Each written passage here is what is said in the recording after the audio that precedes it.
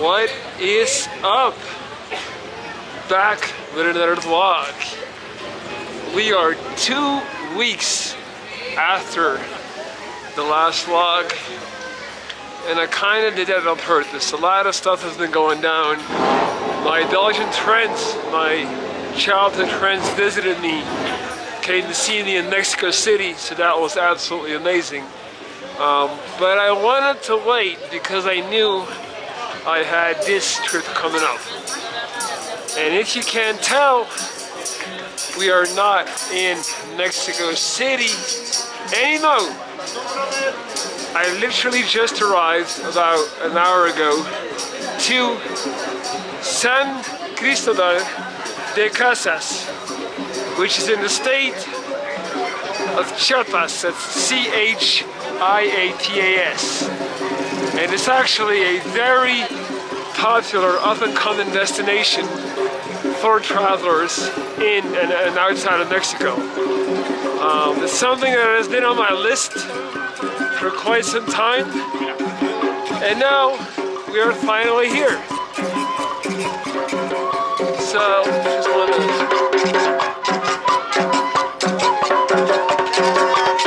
give you guys all the vibes before I get into it. Once again, I'm not a travel vlogger, so don't expect me to say too much about all this amazing history and art surrounding me, because that's not what this channel is about, quite frankly. So, the reason I wanted to vlog right off the bat is because, man, I'm on fire right now. Like, I know you guys had to sit through weeks and months of depressing episodes of me whining and yapping about how hard life was. But I feel like I have turned things around in the most beautiful way. And in a lot of ways, I feel like the presence of my best friends kind of facilitated that. I'm just in a much more positive mindset. I feel like I have hit the next phase of that curve where you arrive somewhere, you're euphoric, then you hate it, you want to go home, and then the third phase is that you finally kind of settle down and it actually starts feeling like home. And ironically, I'll be going to Belgium in about 2.5 weeks to see my family for the holidays in December. And right now I'm just hitting my stride, so life back in Mexico City has been really good. Been meeting a ton of new people, been building relationships, and I feel like I've just kind of carried over that energy into my arrival here. So I just got here, it was like an hour and a half by plane, then another hour and a half by minivan, which wasn't the most comfortable. And then I hopped out, heavily packed, and I had to walk like another 30 minutes to make it to my hostel. For which, by the way, I have a private room in my hostel, and I'm paying 2,300 pesos for 8 nights. One thing I've noticed about Mexican people is they have not mastered the art of efficient walking into people that are going the other direction. So they see you coming, and then you're kind of supposed to, usually the rule is you always go right. So if I go right and they go right, then we're gonna be good, right? What they tend to do is they just kind of freeze up like a deer caught in headlights, and they literally just run into you, and then it's just wow, this is weird. Sidetracked. So I got here, I was on my way to the hostel, and just pretty damn fast, I just noticed this beautiful girl, right? I know, it's always about a girl. Hey, don't judge me. I'm kind of a firm believer that I've always said that the world is kind of overrated, And in the end, it all comes down to friendships and relationships and, you know, a lot of times romance. Saludos. Saludos, chicos. ¿Todo bien? Alright, so for whatever fucking reason, my Sony just stopped filming. And it's unfortunate because now it looked like something happened with those two dudes and they were just saying like, what's up? Nicest guys. And I was just telling them like, how you guys doing? Look at this wedding in the back. A lot of stuff going on. Anyway, so I was just talking to these guys and like, you know, welcome to Mexico. It was like a wholesome moment, and for some reason my camera started filming. Stopped filming. Again, guys, like, don't buy the Sony ZV-1. I'm actually very, like, I mean, yeah, I'm disappointed by it. I've mentioned that before. It's not reliable. A vlogging camera only has to do one fucking thing, which is like film at all times and don't just randomly stop fucking filming. This shit bugs me. Sony's supposed to be like top tier, but it's not.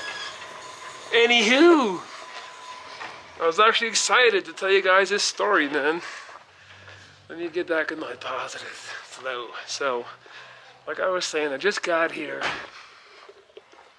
spotted this girl, heavily packed, and she just kind of like, I don't know, man, you guys know me, man. I'm a sucker for beauty. And I was just like, why not? And I just went to her and I introduced myself. And I asked her if she wanted to have a drink. No, I'm lying. I just asked her for her number. And no, I did, man. I asked her if she wanted to have a coffee. And I got her number. And then I got to the hostel, I checked in, and I texted her, and I am now meeting her in less than 2 hours. How exciting is that? Now you might be wondering where I'm heading right now. Well, I'm on my way. You should have guessed it. To the gym, boy. Dedication don't stop. The marathon continues. I'm making it sound all motivational, but actually it's really sad. I'm suffering from a crazy case of body dysmorphia, and ever since my cut, I was just on the plane, kind of looking at my arms, looking at my biceps, and now I've convinced myself that my biceps have significantly shrunken, and my crazy ass is now walking 30 minutes to make it to the only gym that is still open at this time in San Cristobal de Casas, literally just to train some arms. And I wish I was joking, but I'm not. And like, on an objective level, I know it's kind of wild, you know, like that's the first thing you do when you get to this new location, like you're gonna train arms. But I would just feel a whole lot better than just, you know, and I'm kind of planning on carrying over that energy of that sick arm pump into my date with this girl at 6:30. Yeah, and I feel like that's kind of like living life, man. That's what it's all about. Jumping on cheap domestic Mexican flights, jumping in vans that are uncomfortable, hopping out, and just making plays on some Luka Doncic shit. That's what it's all about, man.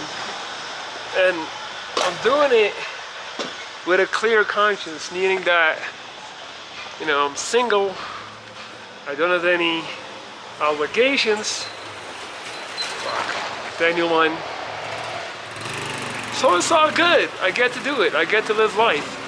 And I remember it took me a long time to kind of get on that wave, a lot of you guys might feel like, or a lot of you women might feel like it would be easy for me, like tall blonde guy going to Central America, like I'll be having plenty of things going on in the romantic dating department, but it actually took me the longest time.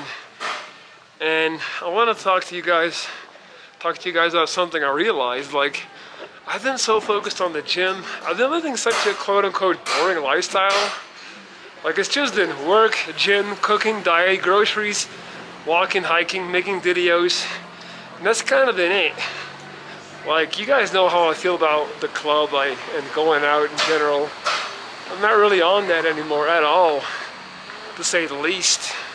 I kind of dislike it. But then, so when my friends came, because like, let me set the table. When my friends came, before that, I was just like, why would I go to the club? That's just gonna be more empty calories, more bad sleep, more sugar and carbs in the form of alcohol, less gains, less energy to hit the gym super hard. Like, I just went into this crazy, I developed this insane tunnel vision on my goal of having my best physique ever, which is awesome. Like, I don't regret it. But there's something to be said about balance, and every now and then just being like, you know, let me kind of like enjoy the fruits of my labor, and let me kind of like, you know, step out of that routine for a second. And it wasn't even voluntarily, it was simply because my friends got here and they love the drink. Like, they are party animals, really. We got a cross right here. So they're party animals, and they came for the whole week. And I know them, so I wasn't even gonna try to, like, you know, fight it. I was like, I've been cutting for 4 months, living like a monk. I can have a week of party. So what happened was, I ended up going out literally 7 days in a row. And you know what I learned? That the best method, still to this day, to meet new people, to meet new women, if you're a straight guy like me, is still to go out and have some drinks. And I did just that, and it just kind of like brought me back. Like, if you haven't gone out in a long time, it's actually really fun again. And I did that, and I got drunk, and I danced. You know, I danced like nobody was watching, and I met women organically, naturally, in the flow, and it was fun. It was really fun. And they liked me because I got a great physique, and I, you know, like, I guess I've taken care of myself, so I look good. So like, all that hard work also like came into the picture that way. And yeah, it kind of reignited something inside of me that I had forgotten. You know, I guess similar to what happened to me in Puerto Escondido. Similar to that, I remember being in the same flow after coming back from Puerto. But then like a week later it was gone. But my friends have only been gone for about a week now. Not even. Only like 5 days actually. So I'm still in that flow. And that flow, that energy, enabled me to just go get that girl's number.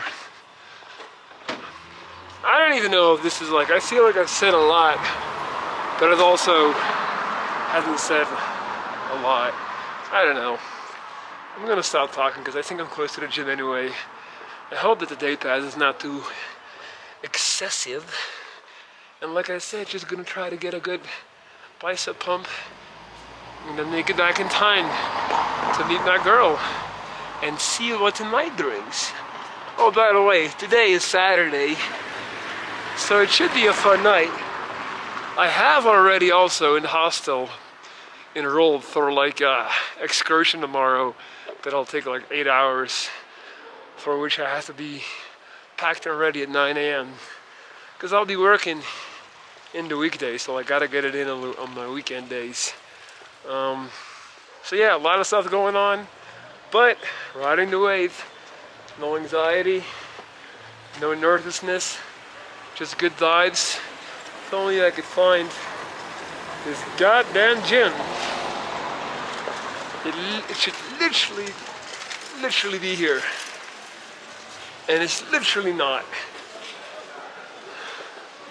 I hate it when that happens. Oh, I see it. It's right there. Good. Yeah, one more thing before I wrap it up. I feel like one of the things I've really made the biggest improvement on has been my ability to not get overwhelmed. And just like right now, there's a lot of stuff happening. It used to kind of freak me out because I'm a control freak. And of course, the gym is motherfucking closed. Yeah, you really can't trust Google in Mexico. That's also something I've learned, like, it's just not accurate. This is disappointing. Walked all the way over here for nothing. Alright, guess it wasn't meant to be. That's another great coping mechanism. Anytime, and I'm not even joking, anytime something doesn't go your way, just chalk it up to the universe, baby. Wasn't meant to be. Wasn't my fate, wasn't my destiny. And I'm saying it with a smile, that I actually have been exercising that type of mindset and belief. And it works. Just like, it's kind of easy to live life that way. And funny enough, I feel like that's also one of the basic principles of religion as a whole, right? Any tragedy happens, anything doesn't go your way, you're like, hey, that's how God intended it. Don't question the Lord's ways. And there's a reason why religion has been so incredibly successful for more than 2,000 years. And I'm kind of just like trying to steal their good concepts. And that's one of them. Life is all about finding ways to cope, man. Finding ways to mentally move on quickly and bounce back immediately anytime anything doesn't go your way. And just again, chalking it up to force majeure, which means like, you know, powers outside of your control. It's a good one. Alright, so yeah, that's all for now. I'm gonna stop filming because I feel like I have said enough, and I'll be back for sure sooner than later.